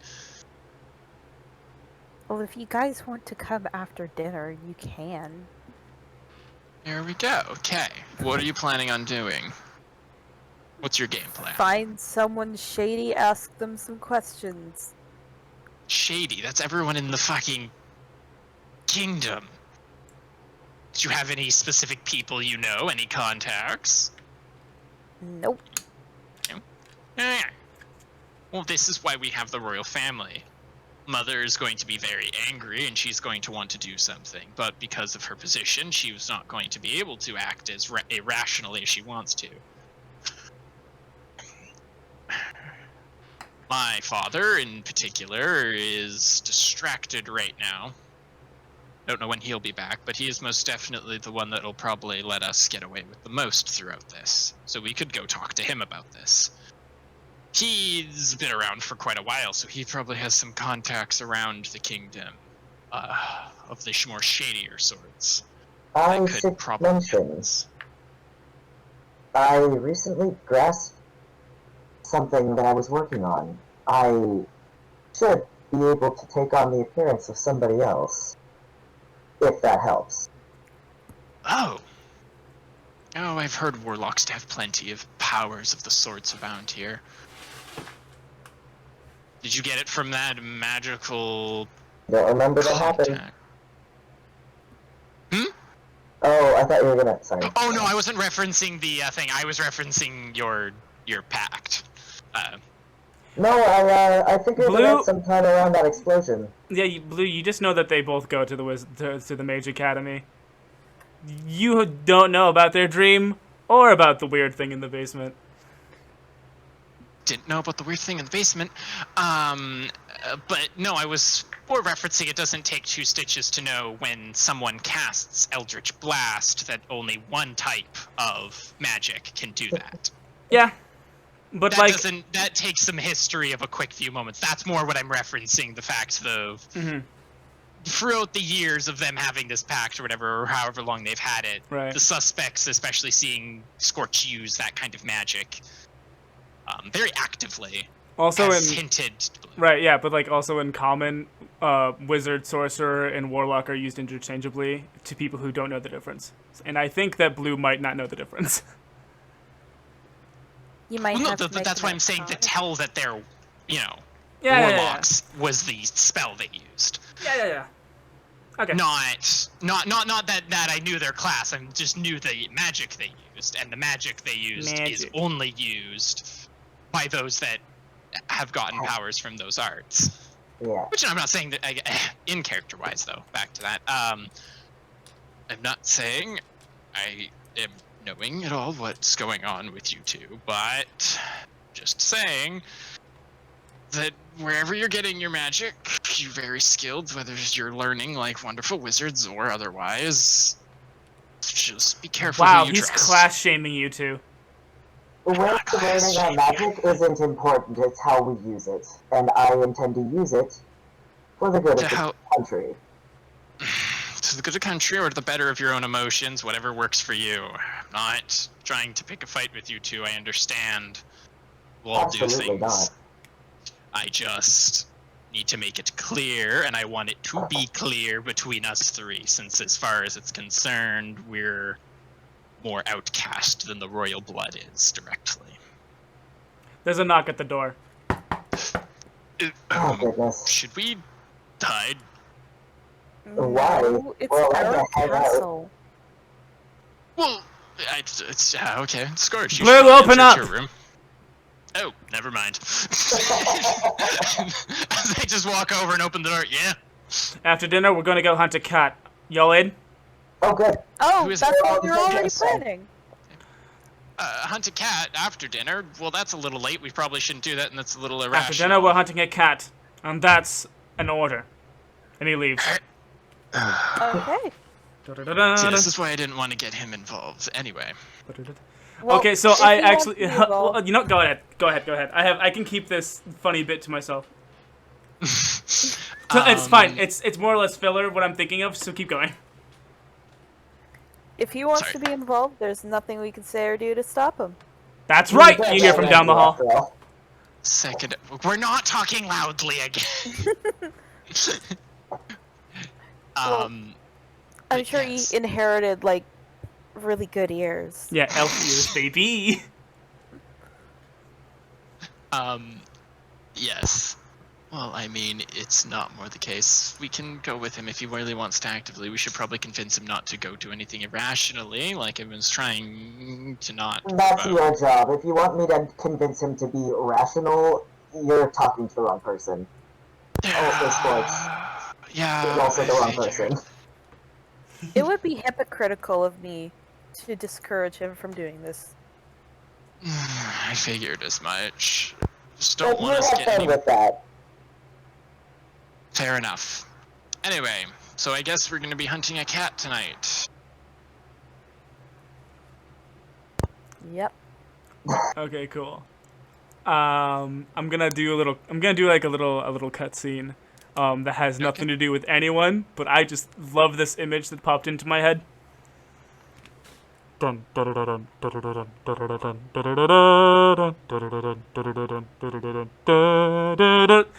King Tiberius the Wolfman is running on rooftops. He's chasing he's chasing just a random like street cat. And in his head blares the Batman theme.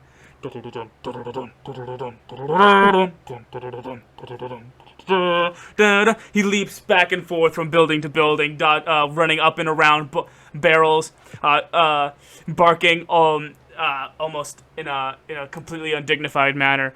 He keeps the chase within the alleys so that he does not make a royal mockery of himself to the people. And finally he corners this cat, and he picks the cat up by the throat and says, "Where is he? Where is he? Where's the big cat?" And the cat, being a normal cat, just goes,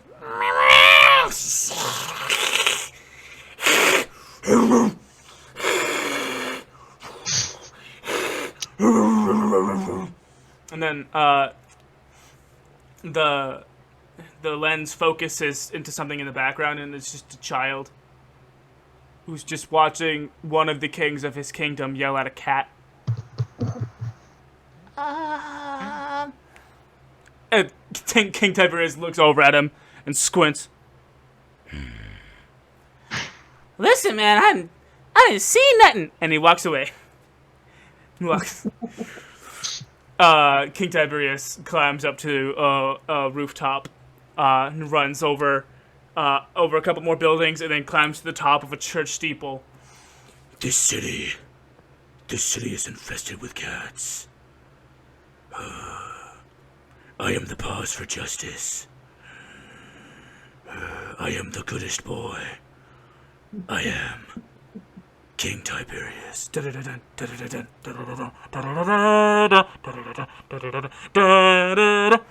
Tiberius! Dinner! Woo! And he jumps off the building and he starts running across rooftops back to the castle. Royal. David? Who's a good boy? I am. Who's a good king boy? I'm a good king boy. I know you're a good king boy. He scratches him. And they go to dinner. We follow them as they walk through the front doors of the castle, through the hallways, upstairs, through the main entry chamberway where there are a bunch of dignitaries and nobles in their finest regalia. They nod at the kings as they pass through. King Tiberius has yet to learn of the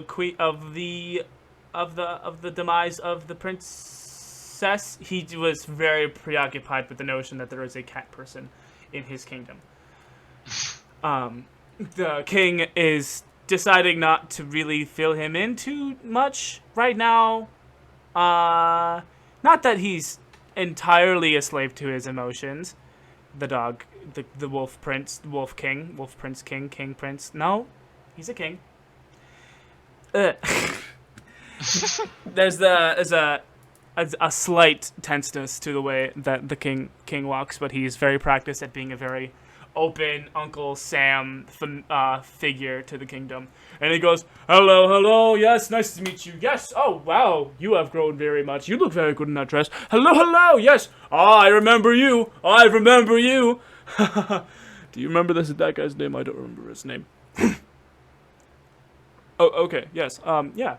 And so they walk into the royal dining room, which, contrary to what it looked like at breakfast, is now fully decked out in many Oracle Day celebratory iconography, streamers, some balloons.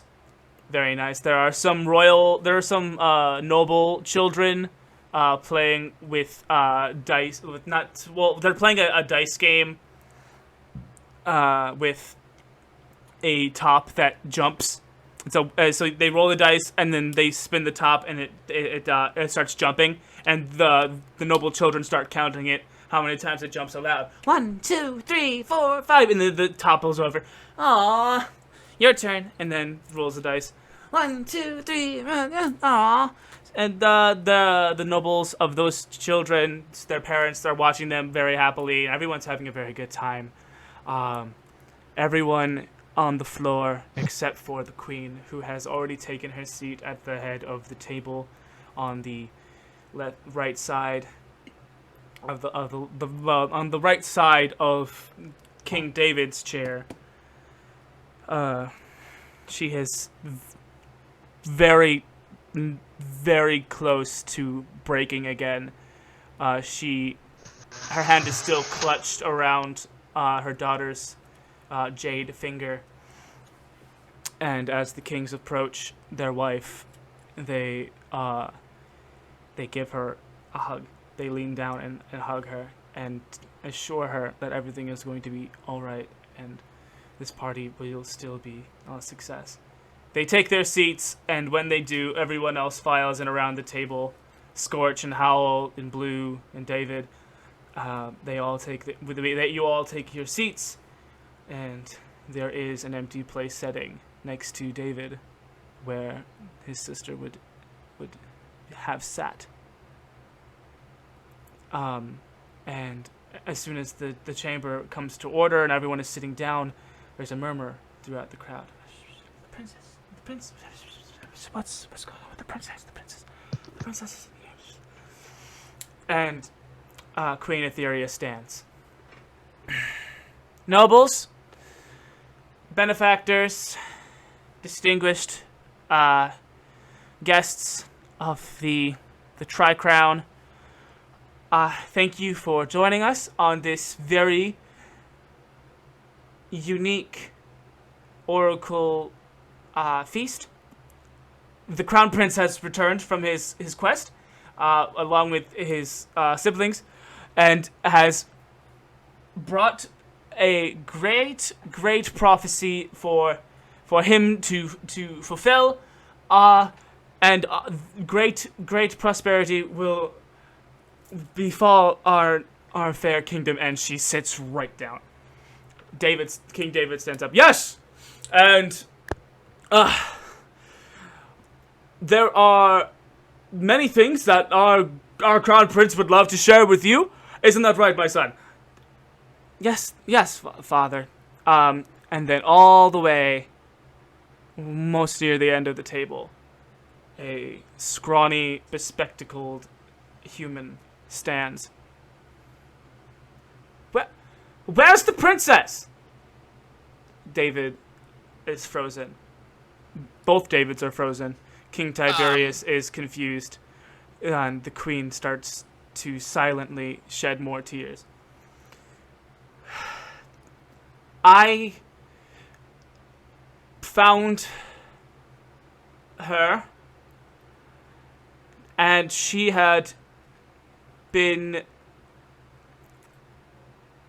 assassinated, and throughout the entire chamber erupts into gossip and shocks and awe, and the bespectacled man shouts up, "Wait! Assassinated!" You guys now recognize this man as one of the school teachers from the town, a man born not to nobility, but was given a special invitation to be here by the princess herself, because she cared for him quite a bit. Assassinated by who? The name of the assailant that we know of, the alias that he uses that we know of, it may or may not be real.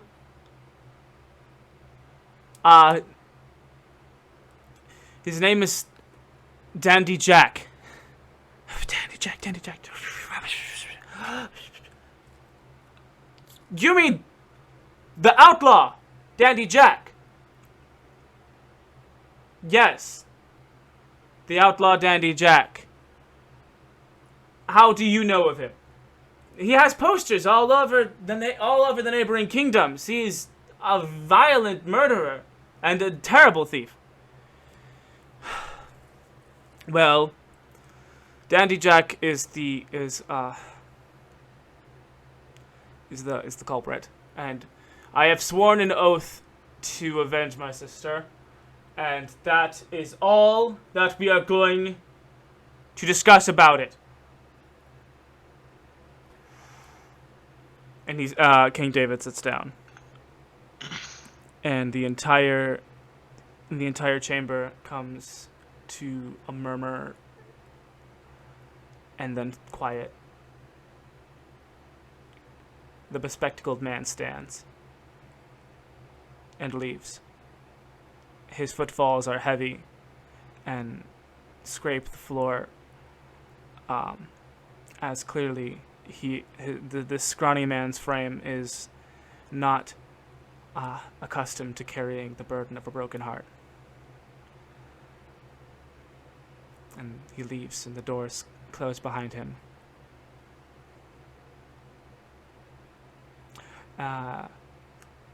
Will and Grace comes out with a turkey and ham and pheasant and fish and shrimp and everything, and he starts to very happily put the food on the table. He's so into his work, and he puts a little bit of showmanship into the presentation, of throwing some sauces and stuff, and sometimes he creates a little bit of fire and flambés something, And not until he's like halfway done setting the table does he notice the mood of the room.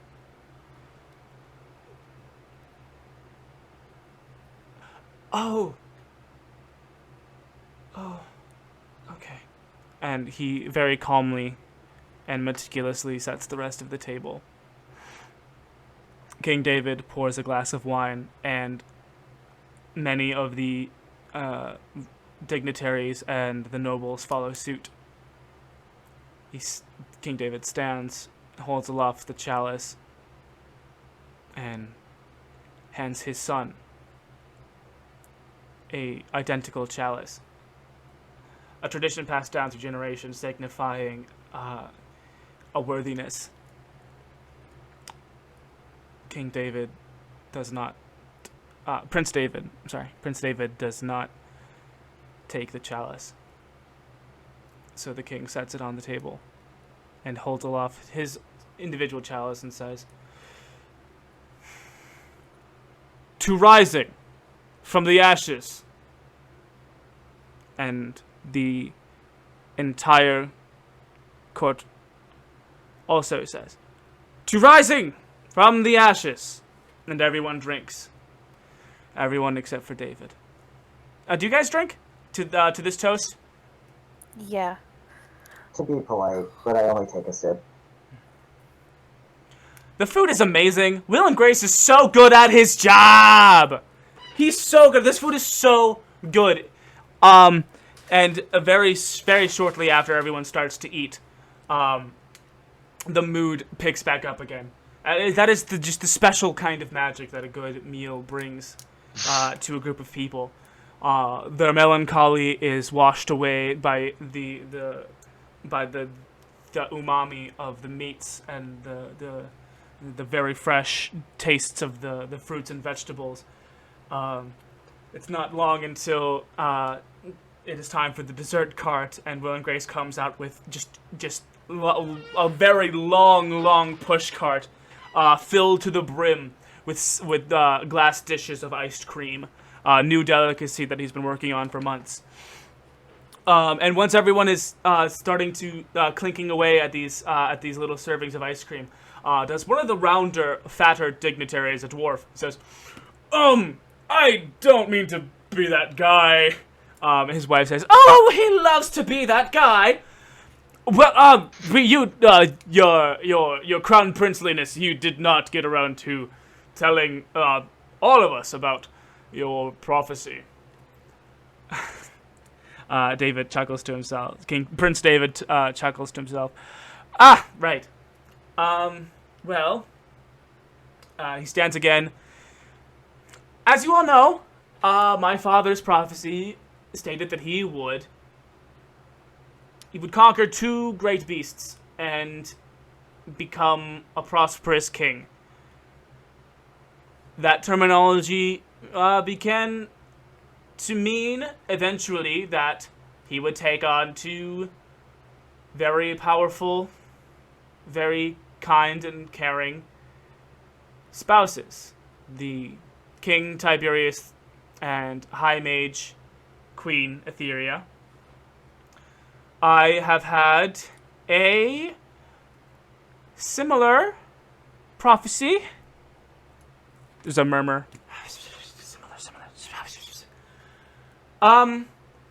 My prophecy stated that 5 great beasts will come. 5. There's actually this at the very end of the table. There's a few people that actually break out laughing. 5 great beasts. Yes. To be precise, the prophecy said 5 great beasts will come, and I will be riding one. Well, we will. I says the round dignitary. Well, I suppose we will evolve from the Tri-Crown to the darling. How would you 6 crowns in total?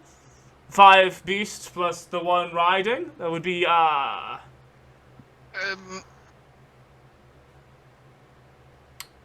honestly, like I actually would it be Scepter Crown? Because 5 crowns would be a pentacrown. What's... It would be a sextacrown. It would be a sextacrown! It would... almost seems like you did that on purpose. The dignitaries watch that. Oh, darling. Sextacrown! And oh, we'll be doubling the size of that magnificent banner that unites all of us. Yes, Sextacrown, says Prince David. If you will excuse me. He takes his ice cream and he walks to the balcony overlooking the entirety of the kingdom. The sun is very the sun had just ducked behind the horizon, and you can look out over the ocean. He's looking out over the ocean, and he stays there and leans over the balcony, finishing his ice cream. What do you guys do? I'm going to, or at least I'm going to walk, get off my table and bring my ice cream as well, and bring it over to the balcony as well. Kind of like nudge Skortch and then look in David's direction. Okay. So you guys join him as well? Yeah. So there's Blu Moon, there's the Prince, and there's Skortch and Howle, siblings of the crown, united on this balcony railing, eating ice cream. The stars are peeking their way out of the black inky void of space. One by one, they show themselves. David begins to cry a very sincere tear. He tries to stifle his sounds, but he's still crying. Still very sad. You all look over the horizon, and you see a shooting star arc over the horizon. That's very interesting. Very nice. And if you make a wish? Yes, It's not okay, but it's not the spell wish. It's just a wish. Yes. Okay. Just making sure. Like you can imagine, like me, the DM, popping out of a bubble, being like, "It's not a wish." Blu, you make a wish? Like a wish, like yes, secret in your heart? Yes. I can tell it to you afterwards or message it to you. No. You can tell everyone. No. Oh, you just keep that wish in your heart? You don't Yes, you don't I don't share say with it your out loud. siblings? But I do make a wish on the star. Okay. Skortch, Howle? Yeah, same. You're sitting keeping there your wish quiet. to yourself? Yeah. Skortch? Yeah, you're not supposed to tell anybody. Okay. It's David part of a Swiss cheese. No, David was crying, so he didn't notice the shooting star, and you guys sit and watch the stars. And then you see that very same shooting star streak across the sky again. Excuse me. You wait a couple more minutes. Same shooting star. Shoo! Across the sky. With every pass of the shooting star, the time gets shorter and shorter. You guys are seeing this too, right? Yeah. Huh? Now you all are looking up. Now, as there's a streak of light that's cutting the sky in half in this brilliant arc. Slowly, you can now make out a ball of light that's traveling along this arc, and it's growing larger and larger and larger and larger, and it becomes so massive and large, and it sits right out over the ocean. This ball of light had been circling. You assumed the Earth thousands, maybe millions of times a second before it slowly lowered itself here up onto the ocean. The ball of light collapses in on itself, and there's a green lines that form from nowhere, and they connect to each other. This geometric shapes start to form, and you can now begin to see the outline and the form of what appears to be an enormous turtle. there's a boat out in the middle of. There's a boat not far behind, and you can see the boat dissipate and turn into radiant balls of light and gather in the center of this figure, this turtle-like figure. You also see that the fisherman that was in the boat falls into the drink. And more balls of light from all over the kingdom, and you assume also all over the world, because there are some balls of light coming straight over from the ocean. They all gather in the center of this turtle thing. It's forming, and it's forming, and it's forming.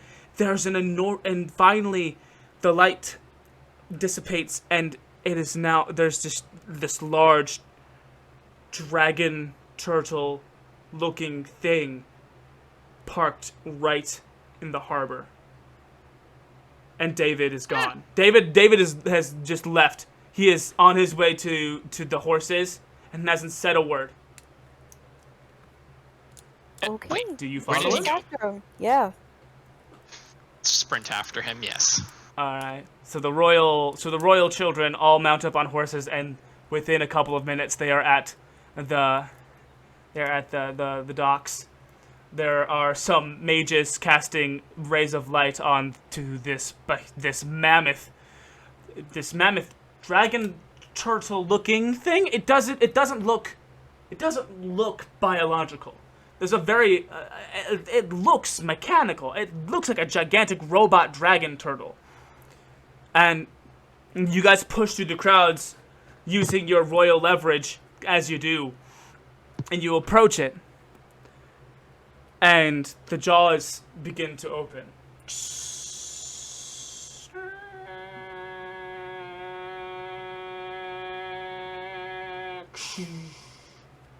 And there's steam and smoke pouring out of the dragon turtle's mouth.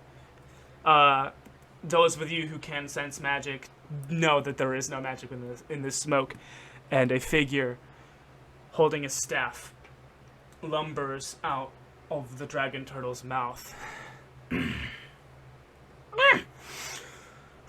all right. I see you welcomed me. Well, I suppose I should introduce myself. My name is Malachite. And that's where we're gonna end.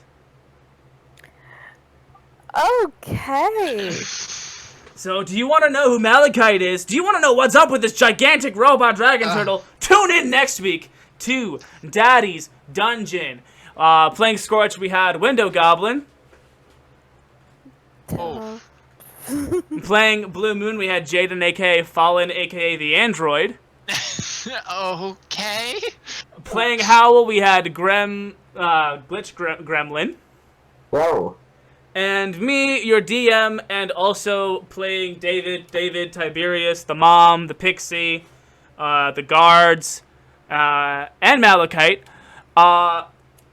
is me. I'm Goon. I'm Daddy. I'm also the DM. And I can't wait for you guys to hear all about Malachite and his awesome dragon turtle.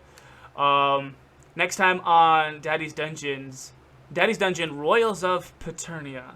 And until next time, who's your daddy?